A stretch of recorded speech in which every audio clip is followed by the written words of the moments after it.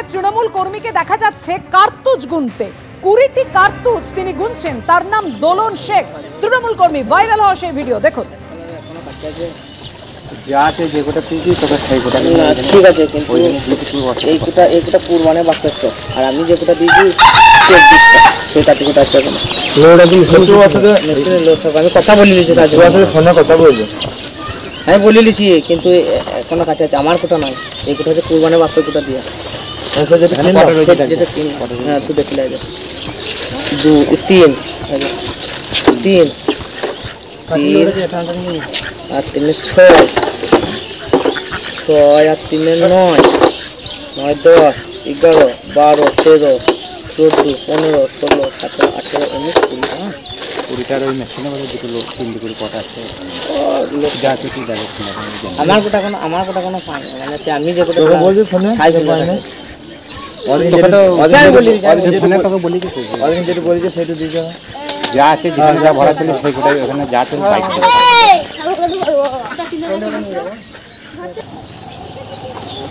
একেবারে এক এক করে 20খানা দেখে বুঝে গুনে নিচ্ছেন তৃণমূল কর্মী। আপনারা দেখতে পাচ্ছেন যে ভিডিও ভাইরাল হয়েছে, এবং এই ভিডিও ভাইরাল হতেই পলাতক ওই তৃণমূল কর্মী। কথা বলবো, আমাদের সঙ্গে রয়েছেন আমাদের প্রতিনিধি ভাস্কর মুখোপাধ্যায়।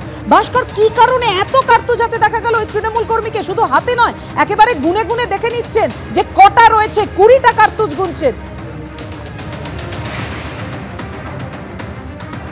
দেখো, নানুর বিধানসভার যে এই 500 পঞ্চায়েত, এটা উপদ্রুত এলাকা বলা যায়। কারণ এখানে আমরা দেখেছি প্রতিবার যখন ভোট আসে সেখানে ঝামেলা হয়, এবং রীতিমতো গোলাগুলি। একটা টাইম হচ্ছে এই এলাকাতে পুলিশ ঢুকতে ভয় পেত, রীতিমতো গোলাগুলি হতো। একাধিক জনের মৃত্যু হয়েছে সেই গোলাগুলিতে। এবং এই যে দোলন শেখ হচ্ছে খুব পুরনো তৃণমূল কর্মী, এবং এই এলাকায় তার দাপট রয়েছে। মূলত তার পরিচয় হচ্ছে একজন বালি মাফিয়া হিসাবে। এবং এই যে অজয় নদীর যে বালি, বেশ কয়েকটা বেআইনি ঘাট এই দোলন কিন্তু চালাতো, এবং দোলন সেখান থেকেই তার উৎপত্তি। এবং তার একদিকে যেমন সে বালি মাফিয়া, অন্যদিকে সে একজন তার যে সন্ত্রাসী কাজকর্ম, তাতে মানুষ রীতিমতো ভয়ে থাকতো। এবং যে ভাইরাল ভিডিও হচ্ছে সেখানে আমরা পরিষ্কার দেখতে পাচ্ছি দোলন গুনে গুনে 20টা যে কার্তুজ নিচ্ছে। কার্তুজগুলো 303 কার্তুজ, মূলত 1 নলা এবং 2 নলা যে বন্দুক তাতে ইউজ করা হয়। এবং তার পাশাপাশি সে 20টা যেমন গুনে নিচ্ছে, সে বলছে যে সে আরও 24টার অর্ডার দিয়েছে, কিন্তু সেই 24টা এখনও পায়নি। তার মানে 20 আর এদিকে 24, প্রায় 44টা কার্তুজের সে কথা বলছে। তাই এখানে একটা জিনিস খুব পরিষ্কার, যে এই কার্তুজ আসছে কোথায়, তৈরি হচ্ছে কোথায়, আসছে কোথায়, কিভাবে এই প্রকাশ্য রাস্তার ওপর দাঁড়িয়ে সে পুরো গুনছে। আমরা পাশে যদি দেখি আশেপাশে গ্রামবাসীরা ঘুরে বেড়াচ্ছে, তার মানে কারোর ক্ষমতা পর্যন্ত নেই যে কিছু বলার। এবং তাদের এতটাই দাপট সেখানে যে প্রকাশ্য রাস্তার মধ্যে দিনের বেলায় দাঁড়িয়ে সে তার কার্তুজ গুনে নিচ্ছে। এবং এই দোলনের বিরুদ্ধে একাধিক অভিযোগ রয়েছে বোলপুর থানায়, খুন সহ লুটপাট, মারপিট, ঝামেলা, বিভিন্ন অভিযোগ তার এখানে রয়েছে। এবং পুলিশ যেটা জানাচ্ছে যে তাদের একটি অভিযোগের ভিত্তিতে দোলন কিন্তু গত কয়েক মাস ধরেই সে পলাতক রয়েছে। তার মধ্যে এই ভাইরাল ভিডিও আসার পরই তারা আবার নতুন করে তদন্ত শুরু করেছে, এবং তারা দেখতে চাইছে যে এই ভিডিওটি কতদিনের পুরনো, এবং দোলন কিভাবে জড়িয়ে রয়েছে, এই গুলি কোথা থেকে পেলো, সেই পুরো বিষয়টি তদন্ত করে দেখছে। এবং এর আগে আমরা যদি দেখি যে যতবার ভোট এগিয়ে আসছে ততবারই এই ধরনের ঘটনা ঘটে।